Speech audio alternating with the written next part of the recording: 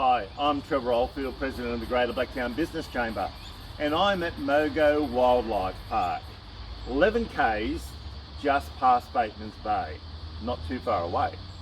Now, the reason I'm here is because they are sister wildlife parks to our very own Featherdale at Blacktown, and Featherdale are silver members of the Chamber. So I thought it appropriate to come down here and have a talk to Chad. Now, Chad is the zookeeper, and we're going to have a bit of a talk to Chad and find out what's so special about Mogo. Now, we know Featherdale's really special. It's the most comprehensive Australian wildlife park in the world. And if you haven't been there lately, go down and have a look. It's just amazing and absolutely fantastic for families.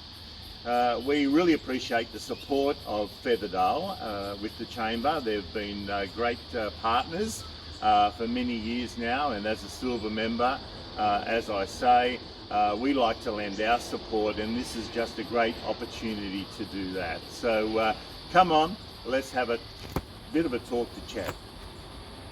Well, I found Chad. He was in the wildlife park as expected, working his bum off. Chad, thanks very much for hosting us this morning and being able to have a bit of a chat about how wonderful Mogo is. Firstly, what's so special about Mogo compared to other wildlife parks? Oh, look, there's a certain feeling when you walk in. I mean, it's the same as Featherdale.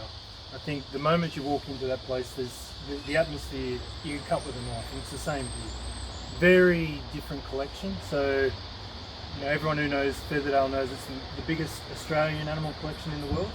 Here, it's the total opposite. It's animals from all over the world, virtually missing all Australian animals at the moment. So they complement each other perfectly.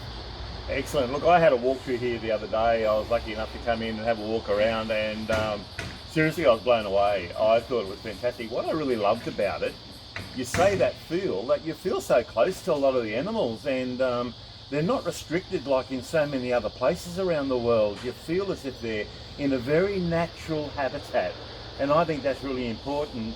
What sort of animals have you got here? Just rattle off a few. Gosh, it's a huge collection. So lots of primates, so ranging from the great apes, so we've got gorillas and orangutans, all the way down to the very smallest primates, the pygmy marmoset, lemurs in between, big cats, lions, tigers, snow leopard. It's just a huge collection, a massive herd of giraffe, rhinos. It's just a spectacular collection, but we're really blessed, I suppose, to have space.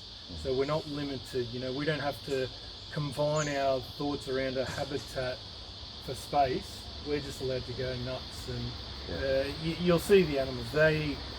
We always look after everything to do with an animal, so their physical, their mental, emotional well-being, and we certainly do that with our exhibits here.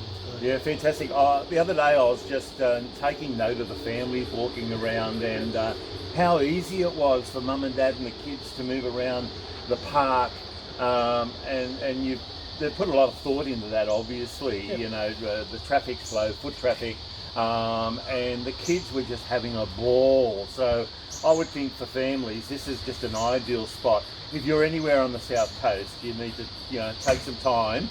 As I said before, we're only 11 k's past Batemans Bay, and it's just absolutely beautiful. So, mate, recently, just before Christmas, we had a lot of fires in the area, a lot of devastation. I think everyone's still hurting. Businesses certainly are still trying to recover those that did survive. Yep. How did that affect you guys?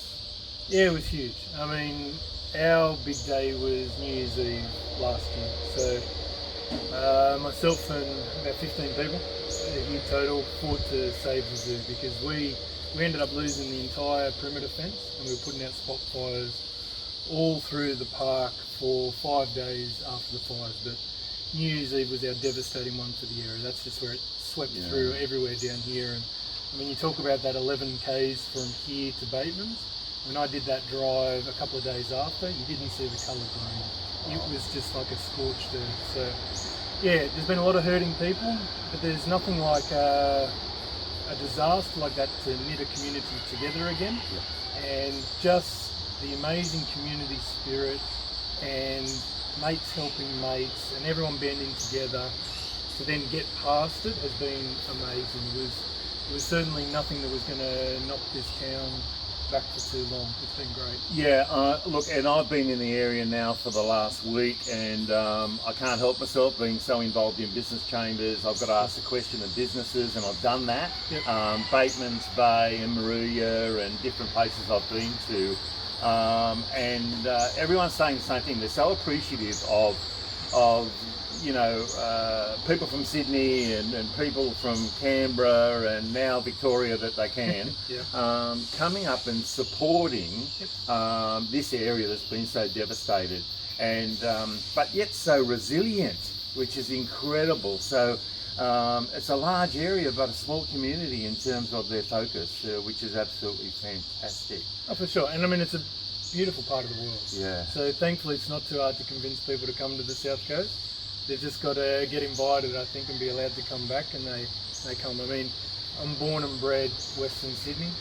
It's been where I've been the last 40 years, but it's not bad down here. I like it. Little touch of paradise, and can I suggest to look, if you've got some time to come down the South Coast, bring your family down here, visit this zoo, ask for Chad in case he's on. I'm sure he'd love to say hi. There you go. I'm putting you on the spot there, but if some of our members want to come down here and get a little bit of an insight, I'm sure Chad would be very, very happy to do that. And if you haven't been to Featherdale lately, then please take the trouble and go across. And those that have got children or grandchildren, it is a wonderful day's out.